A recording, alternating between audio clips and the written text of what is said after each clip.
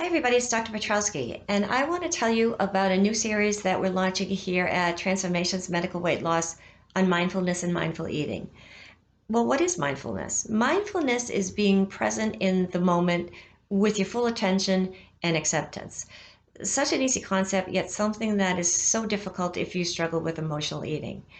We're here to help you live in the present. Let go of all of those feelings from the past and all of that anxiety and that stress associated with the future.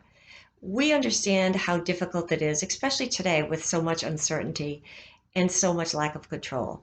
This four-part series will help you understand the difference between head hunger and stomach hunger.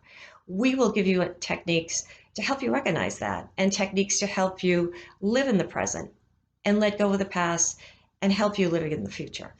This is a virtual online telemedicine program.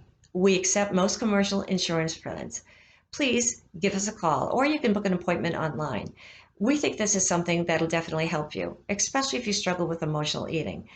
It is a difficult time. We understand that, and we're here to help you. Together, we can all get through this.